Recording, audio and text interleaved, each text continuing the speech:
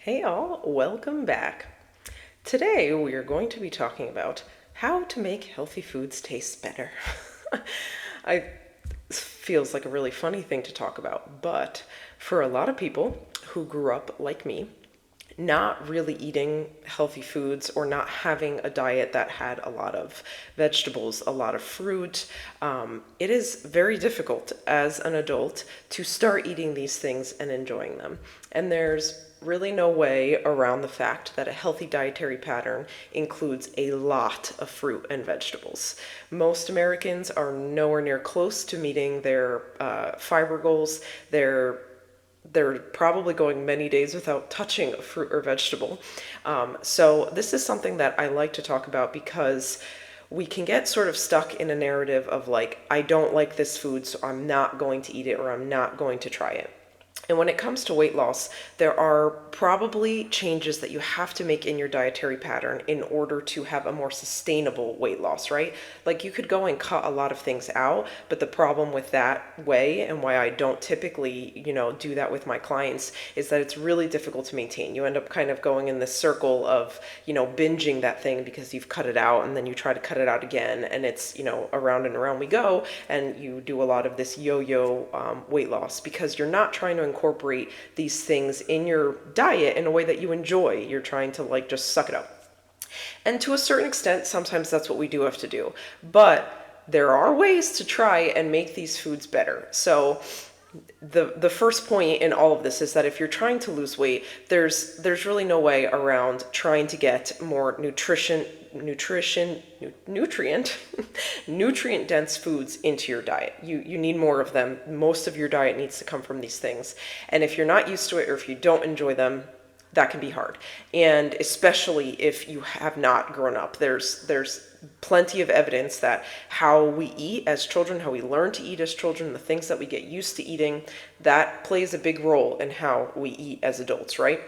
So there are a couple of things that I want to touch on when we discuss this, how to make healthy food taste better. Number one, there are natural taste tendencies, right? There are taste tendencies that are developed in when you're born. There's taste tendencies that are developed in your childhood. So this is one of the reasons why a lot of my clients who are moms are really looking to make changes is because they realize that what they learned and how they ate when they were kids are still affecting them. So they are trying to teach their children a different way, right? So this is why what you do now affects many generations. Exposure in childhood is a big part of being able to enjoy nutritious foods as adults. So one of the important things is you have to acknowledge if that's not how you were eating as a child, it's probably affecting your taste and the way you enjoy things now, and you may have to take some time to work on that, right? But the plus side of that is if you're working on that now, when you have kids, then hopefully they will develop that and so that they don't struggle with that as they get older. So number one, there are natural taste tendencies. There are taste tendencies that you develop in childhood, and you have to be considerate of that. But there are ways to change this.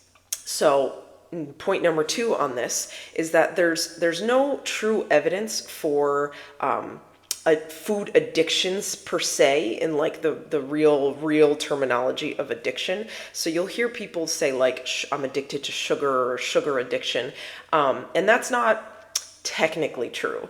I can understand why people feel that way because they can have a lot of food noise. They can be spending a lot of their time thinking about food. And so it can definitely feel like you're addicted to it to some degree. But there's a lot of things that we can do to change that. Our taste buds do become accustomed to certain flavors, different flavors. And there was actually a study that I'm going to link that they took the participants in the study and they looked at baseline sodium levels in their diet and they purposefully decreased their sodium over time, and then they had the same participants eat large amounts of, or not large amounts, but similar amounts of sodium to what they had started the study with.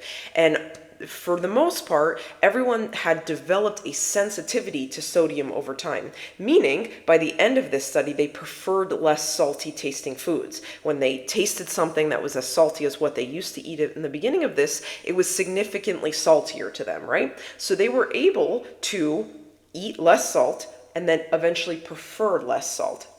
And there's growing evidence that the same can be applied to things like sweets or fatty foods. So I'm not one for restricting diets or cutting things out entirely, but in order to get used to healthier foods, more nutrient dense foods, have them contain or have them make up more of your overall dietary pattern, you have to increase your consumption of these things. And increasing your consumption of the whole foods will help you over time enjoy them more and desire the less nutritious foods less. So in the same way that these people preferred less salty food by the end of this study, generally speaking, when you talk to people who have lost and maintained weight loss and they've changed their dietary pattern over time, they generally say that they prefer eating the way that they're eating at that point, and that they do not prefer those other foods as much.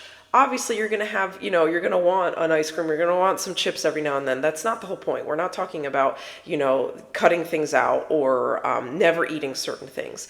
But what the general majority of your diet is like, if we're getting closer to whole foods, more nutrient-dense foods, less processed foods, more of the time, that's the direction that you want to go. And over time, there is evidence that you will actually prefer that, and it will taste better with time. Number 3, and one of the biggest points that I make to a lot of the clients that I work with, is you have to experiment with how you eat them.